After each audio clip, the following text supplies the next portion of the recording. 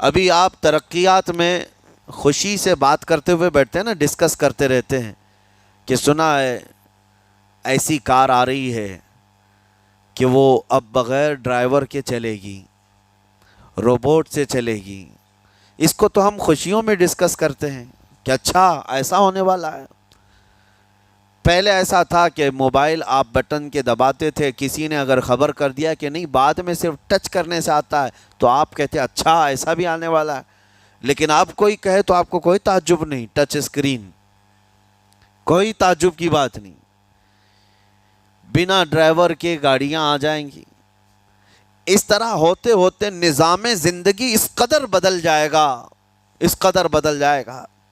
آج میری یہ بات نوٹ کر کے رکھ لیں، زندگی باقی رہی تو 10 سال بعد انشاءاللہ ہم ملاقات کریں گے، اگر اللہ نے زندگی باقی رکھی، اور اس کے بعد پھر ہماری یہ باتیں میچ کر کے دیکھیں کہ کیا کیا ہوا ہے اور کیا کیا دنیا بدل چکی۔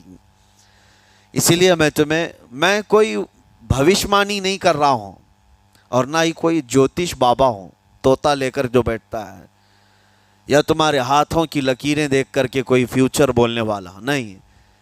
مصطفیٰ کریم صلی اللہ تعالیٰ علیہ وسلم کی احادیث سے جو قیامت کے قریب ہونے والے رونما ہونے والے واقعات ہیں، میں ترجمانی کر رہا ہوں حضور کی حدیثوں کی، اس لیے کہ ہمیں پتہ ہے دنیا کے سارے سائنسدان جھوٹ بول سکتے ہیں، مدینے والے کی بات جھوٹ نہیں۔ میرے آقا صلی اللہ تعالیٰ علیہ وسلم کا فرمان جھوٹا نہیں ہو سکتا۔ اس لیے اگلا دور جو آ رہا ہے وہ بڑا سخت ترین ہے۔ اب آپ دیکھیں، محنت سے عاجز، ہر چیز سے محنت سے تمہیں نکال لینا ہے۔ میں نے تو لکھنے پڑھنے کی ایک مثال دی کہ تمہارے ہاتھوں سے قلم چلا جائے گا، تمہارے پاس سے کتابیں جو پرنٹ ہوتی تھی یہ بھی چلی جائیں گی، بس تم موبائل میں آڈیو کتابیں سنتے رہو۔ اور دور تو ایسا ہوگا کہ کچھ لکھنا بھی ہے، وہ بھی ابھی آ ہی چکا ہے، وائس کمانڈ جو ہوتا ہے اس کو بولو وہ لکھ کر کے دے دے گا۔ تم اس میں موبائل میں جو بولو گے وہ ٹائپ بھی ہو جائے گا۔ تو جب آپ کے بولنے سے سب لکھ بھی جاتا ہے تو قلم اٹھانے کی ضرورت کیا ہے؟ قلم چھوٹ گیا تمہارے ہاتھ سے، یہ سب چیزیں چھوٹ جائیں گی۔ آگے اب دور کے متعلق پیشین گوئیاں بعض سائنسدانوں نے یہ بھی کی ہیں کہ بچے پیدا کرنے کے لیے شادی ہونا بھی ضروری نہیں۔ یہ دنیا کا پلان ہے، یہ میں فطرت خداوندی کو نہیں بتا رہا، اللہ کے قانون کے خلاف ہے، لیکن دنیا یہ بھی چاہتی ہے کہ شادی کی بھی ضرورت نہیں، بچے ہم لیب میں پیدا کریں گے، لیبارٹری کے اندر ماں کی جیسے رحم دانی ہوتی ہے، بچہ دانی، آرٹیفیشیل اس کو تیار کر کے اس کے اندر کسی مرد کے نطفے کو رکھ کر اس کو وہیں پروان دیا جائے گا۔ نہ کسی یہ شادی کی ضرورت ہے، نہ کوئی عقد، نہ کوئی ایگریمنٹ، کچھ نہیں۔ جس کو بچہ چاہیے وہ لیب سے خرید لے، ہر طرح کی چیزوں سے تمہیں عاری کر دیا جائے۔ ابھی تو بہت سارے لوگ سوال بھی کرتے ہیں ہم سے ٹیسٹ ٹیوب بیبی کے متعلق، جس کو بچے نہیں ہو رہے ہیں، کیا وہ اس طرح سے ٹیسٹ ٹیوب بیبی سے جو آج ایک طریقہ کار ہے بچے پیدا کر سکتے ہیں یا نہیں؟ اس کے کئی طریقے ہیں سائنس میں کہ اسی مرد کا نطفہ اسی کی عورت میں رکھ کر کے اس کو پروان دیا جائے، اور بعض دوسرے طریقے کہ کسی دوسرے کا لا کر اس کی عورت میں رکھ دیا جائے۔ یہ تو سراسر حرام ہے، زنا ہے۔ لیکن ائمہ اکرام، فقہاء اکرام نے حلال رشتے کے اندر ہی مرد اور عورت جو شادی شدہ ہیں ان کو بھی اس طریقے سے بچہ حاصل کرنے کی اجازت نہیں تھی، وہ ناجائز ہے، ناجائز ہے۔ بچے دینا یہ اللہ کی شان ہے۔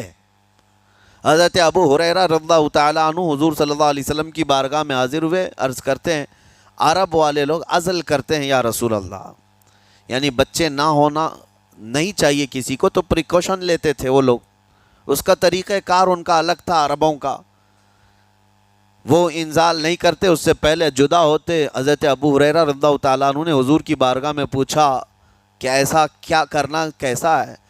نبی پاک صلی اللہ تعالیٰ علیہ وسلم نے ارشاد فرمایا اگر رب تبارک و تعالیٰ چاہے تو بھی بچے عطا کرے گا. کوئی عزل کر لے الگ ہو جائے، اگر مولا کو دینا ہو تو اس حال میں بھی اللہ تعالیٰ بچے عطا کرے گا. جو مولا بغیر باپ کے عیسیٰ پیدا فرماتا ہو. تو بہرحال میں بات الگ نہ چلی جائے اس لیے عرض کر رہا ہوں کہ اگلے دور میں سارے کام کاج تمہارے ہاتھوں سے نکل جائیں گے، عاری کر دیا جائے گا اور تمہیں سست اور کاہل بنا دیا جائے گا. اور جب بندے کے پاس کوئی کام ہی باقی نہ رہے تو اس کا دماغ شیطانی بن جائے گا اور شیطان اس کو ہانکتا رہے گا صبح سے شام تک، شام سے صبح تک. اور میں آپ کو بتا دوں دنیا یہ چاہتی ہے کہ رات کو دن بنا دے، یعنی کوئی رات کا تصور ہی نہ رہے، نہ اندھیرا ہے نہ ہی کوئی اس طرح کی تاریکی، بلکہ پورا ٹوٹل 24 آورز ایسا ہی اجالا دکھنا چاہیے. تمہاری نیندیں ختم ہو، کسی کے لیے بھی اندھیرا ہو گیا چلو سوئیں. یہ اللہ کے جتنے نظام ہیں اس سے یہ دنیا چھیڑ چھاڑ کرنے کی کوشش کر رہی ہے. یہ جو خفیہ طاقتیں ہیں دنیا کو جو چلا رہی ہیں، وہ فری میسن ہوں اور سیکریٹ تنظیمیں جو آج دنیا میں کام کر رہی ہیں، وہ قانون خداوندی سے چھیڑ چھاڑ کرنا ان کی فطرت عادت ہے. ہر چیز جو اللہ تعالیٰ کی بنائی ہوئی، پہاڑوں کو اپنی جگہ سے ہٹا دینا. عرب میں آج پتہ ہے آپ کو، سعودی میں سب سے زیادہ پہاڑ کاٹے جا رہے ہیں. پہاڑ اتنے کاٹتے ہیں وہ لوگ، پورے کے پورے پہاڑوں کو انہوں نے زمین سے الگ کر دیا اور وہاں پہاڑ کا وجود ہی نہیں. مکہ میں جا کر آپ دیکھ لیں، مدینے میں جا کر دیکھ لیں، 4 سال 5 سال کنٹینیو کئی مشینیں لگا کر کے پورے پہاڑ کو صاف کر دیا. پتھر کے پہاڑ. اصل میں یہ نظام قدرت ہے، پہاڑ یوں ہی نہیں بنائے اللہ نے زمین پر. والجبال اوتادا، یہ میخ بنا کر کے اس میں گاڑ دیے گئے تاکہ زمین ہلنے نہ پائے. زمین پانی پر ہے، اور جب پہاڑوں سے چھیڑ چھاڑ کیا جائے گا زمینوں میں زلزلے آئیں گے، ادھر سے ادھر زمین ہل جائے گی. اور تو اور انہوں نے اپنی ٹیکنالوجی کو بڑھاتے بڑھاتے قانون خداوندی میں چھیڑ چھاڑ کے لیے کیا نہیں کیا. انہوں نے جعلی اور آرٹیفیشل ارتھ کویک لانے کی کوششیں کی، مصنوعی زلزلے، مصنوعی بارش ہوتی نہیں، لیکن پورے کلاؤڈ کو جمع کر کے، بادلوں کو جمع کر کے ایک جگہ اور پھر اس کو کیمیکل کے ذریعے سے پانی برسا دیا جائے. لوگوں کو لگتا ہے کہ ابر چھا گیا اور پانی آنے لگ گیا، یعنی بارش بھی مصنوعی برسائی جائے، ہوائیں بھی مصنوعی چلائی جائیں، پہاڑ بھی کاٹ دیے جائیں، جعلی زلزلے لائے جائیں. سونامی کو بھی لانے کی ترکیبیں ان لوگوں نے سوچی کہ زیر زمین جو لاوا ہوتا ہے اس کے اندر دھماکہ کر دیا جائے تاکہ پانی کی موجیں بے قابو ہو کر بہت زیادہ لہریں اٹھ جائیں اور دنیا میں تباہی مچائیں. بیماریاں اللہ کی طرف سے آتی ہیں، لیکن بیماریاں یہ لیب میں بنانے کی کوشش کرتے ہیں کہ وائرس بنائے جائے اور لوگوں کے درمیان چھوڑ دیے جائیں، جس کو آج دنیا کی بڑی طاقتیں بایو ویپن کا کہتی ہیں. یعنی ہتھیار صرف گولہ بارود بندوق اور میزائل ہی نہیں ہیں، ہتھیار یہ وائرس بھی ہیں، کیمیکل بھی ہے، دوائیوں کی شکل میں. یہ برسوں سے یہ تنظیمیں اس بات پر کام کر رہی ہیں، حتیٰ کہ یہ نظام قدرت کو، نظام خداوندی کو پورے اکثر بدلنے کے لیے انہوں نے مردوں کو عورت بنانا، عورتوں کو مرد بنانے کی بھی مہم چھیڑ رکھی ہے. ٹرانسجینڈر، ان سب کو خاص قانونی حق دیا جائے گا اور مرضی سے آدمی اپنے جینڈر کو، اپنی جنس کو چینج کروا لے. یہ قانون خداوندی میں چھیڑ چھاڑ ہے نہیں. اور انسان کو جس کام کے لیے پیدا کیا گیا تھا اس کام سے اس کو عاری کر دیا جائے، کاہل بنا دیا جائے. اسی لیے دیکھیں وہ رحمان مولا چاہے تو تمہیں گھر میں بٹھا کر خوب رزق دے، وہ غفار ہے جو چونٹیوں کو اپنے سوراخ میں رزق دیتا ہے، مچھلیوں کو پانی کے اندر رزق دیتا ہے، وہ اشرف المخلوقات کو کیوں نہیں کھلائے گا؟ لیکن اس کا حکم یہ ہے اذا قضیت الصلاۃ فانتشروا فی الارض، جب نماز پڑھ لو تو زمین میں پھیل جاؤ اور اللہ کا رزق ڈھونڈو۔ یہ نہیں کہ گھر میں بیٹھ کر کے تم پکارتے رہو رزق آ جا، رزق آ جا، رزق آ جا، یہ نہیں ہے۔ تمہیں کیوں؟ تم کاہل اور سست نہ بنو، تمہیں فرمائے گا ہاتھ پیر چلاؤ۔ نبی پاک صلی اللہ تعالیٰ علیہ وسلم نے ارشاد فرمایا دنیا کا سب سے بہترین رزق وہ ہے جو اپنے ہاتھوں کی کمائی، محنت سے۔ اور حضور فرماتے ہیں اللہ کے نبی داؤد علیہ السلام لوہے کا کام کرتے اور خود اپنے ہاتھوں سے لوہے کو تپا کر کے نقش بناتے، اور لوہے کی زرہ جو جنگوں میں پہنی جاتی یہ بنا کر کے بیچتے تھے، اور اس کی آمدنی سے حضرت داؤد علیہ السلام اپنا گھر چلاتے تھے۔ حضرت ادریس علیہ السلام کپڑے سلتے تھے، درزی کا کام کرتے اور اپنا گھر چلاتے۔ حضرت ابراہیم علیہ السلام گھر بنانے کا کام کرتے رہے۔ اسی لیے نبی پاک صلی اللہ تعالیٰ علیہ وسلم نے فرمایا اللہ کے سارے نبی اپنے ہاتھوں کی کمائی کھایا کرتے تھے، کوئی گھر بیٹھ کر کے نہیں۔ جو لوگوں کو آج یہ شوق ہے کہ بس کسی کو جائیداد میں کچھ پراپرٹی ملی تو کرائے پر چڑھا دو اور کرایہ کھاتے رہو، کیوں محنت کرنا ہے؟ کوئی کام کیوں کرنا ہے؟ میں یہ نہیں کہتا کہ کرایہ مت کھاؤ، کھاؤ کرایہ، لیکن اپنے جسم کو ایسا کاہل اور سست بناؤ گے تو یہ شیطان کی آماجگاہ بن جائے گا دماغ، اور اتنے گناہ کرنے لگ جاؤ گے کہ تمہارے کنٹرول میں نہیں رہے گا۔ تم اس کو جتنا خالی اور سست چھوڑو گے، یا آلریڈی جو سائنسدانوں نے چوہوں پر ایکسپیریمنٹ کر کے جو دیکھا، اکثر ایسا ہوتا ہے کہ چوہوں پر جو تجربہ کیا جاتا ہے انسان کے فطرت سے بہت زیادہ میل کھاتا ہے چوہوں کی طبیعت۔ اسی لیے آپریشن تھیٹر میں بھی سکھانے کے لیے چوہے اور مینڈک کا استعمال ہوتا ہے۔ دوائیاں بھی جو سب سے پہلے بنتی ہیں وہ چوہوں کو کھلا کر دیکھی جاتی ہیں۔ انسان کی طبیعت زیادہ اس سے میل کھاتی ہے، تو جو چوہوں کو ساری سہولیات دے دی گئی تھی تو وہ آپس میں شہوت میں مبتلا ہو گئے اور ایک دوسرے کا قتل کرنے لگے۔ یہی حال انسانوں کا بھی ہوگا، جب ان کو ساری سہولیات ایک جگہ مل جائیں گی تو یہ ایک دوسرے کا قتل شروع کر دیں گے، یہ کثرت سے گناہ کرنے لگیں گے اور ایک دوسرے کا قتل کریں گے۔ اسی لیے آپ کو میں جو بات کہہ رہا تھا وہ ادھوری رہ گئی۔ وہ رب تبارک و تعالیٰ چاہے تو گھر بیٹھا کر تمہیں کھلائے، لیکن آپ مجھے یہ بتاؤ، یہ جو مسجد میں بلاتا ہے تمہیں رب تعالیٰ 5 وقت، فجر میں، ظہر میں، عصر میں، مغرب میں، عشاء میں، اور ہر ایک میں تمہیں اپنی پیشانی زمین پر رکھنی ہے، ہاں ایک مخصوص طریقہ ہے۔ کیوں؟ اللہ کریم کیا تمہارے ان اعمال کا محتاج ہے؟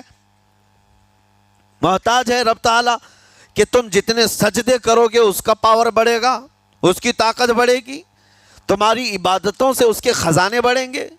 کچھ نہیں ہونا ہے، وہ بے نیاز ہے، اللہ الصمد، وہ بے نیاز ہے۔ لیکن تمہیں یہ جو پریکٹس کرائی جاتی ہے وہ اسی لیے کہ تم سست اور کاہل نہ بنو۔ کسی گاڑی کو زیادہ دن گیریج میں رکھ دیا جائے، چاہے وہ نئی کیوں نہ ہو، زنگ لگ جاتا ہے اور اس کے بعد پھر اس کے اندر خرابیاں شروع ہو جاتی ہیں۔ انسان اپنے آپ کو اسی طرح کاہل رکھ دے، سست رکھ دے، تو پھر اس کے اندر بھی عجب عجب قسم کی بیماریاں، وہ گناہوں کی بیماریاں بھی شروع ہوتی ہیں اور جسمانی بیماریاں بھی شروع ہوتی ہیں۔ اسی لیے تمہیں 5 وقت یہ پریکٹس بھی کرائی جاتی ہے کہ نمازیں پڑھتے رہو، اپنے آپ کو بزی رکھو، تم بار بار پیشانی زمین پر جھکاؤ اور اٹھاؤ، جھکاؤ اٹھاؤ۔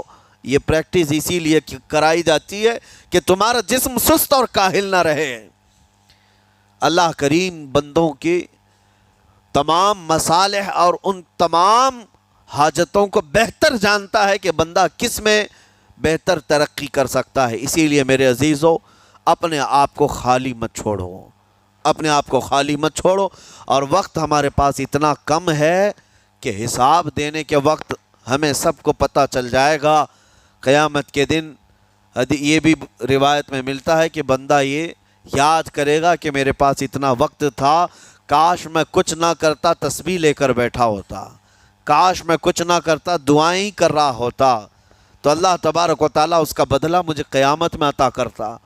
لیکن جنہوں نے اپنے اوقات کو یہاں پر خالی گنوا دیے، فضول میں برباد کیے، وہ بہت پچھتاوے میں ہوں گے، بہت پچھتاوے میں ہوں گے۔ جتنا وقت اپنے پاس باقی ہے اس کو مصروف کر دو، اس کو مصروف کر دو۔ اللہ کریم ہم سب کو گزرے ہوئے تمام برائیوں کے کفارہ ادا کرنے کی توفیق عطا فرمائے۔ رب تبارک و تعالی ہمیں سستی اور کاہلی سے محفوظ فرمائے۔ میں آپ کو اس لیے بھی ایکٹیو کر رہا ہوں کہ اپنے آپ کو اتنا پابند کر لو کہ رمضان آنے والا ہے اور اس میں عبادتیں زیادہ ہوں گی۔ کیوں؟ 20 رکعت کھڑے ہونے میں تمہارے جسم میں سستی اور کاہلی نہیں آنی چاہیے۔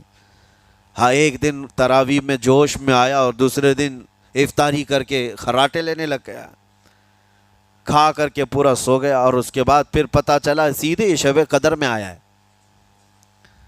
تو رمضان المبارک کو بھی جن لوگوں نے ایسا برباد کیا وہ پچھتاتے رہ جائیں گے۔ اور کچھ نہیں، رمضان ہر دن نہیں آنے والا ہے اور ہر مہینے نہیں آتا ہے، سال میں ایک مرتبہ رمضان اللہ کا مہمان ہے۔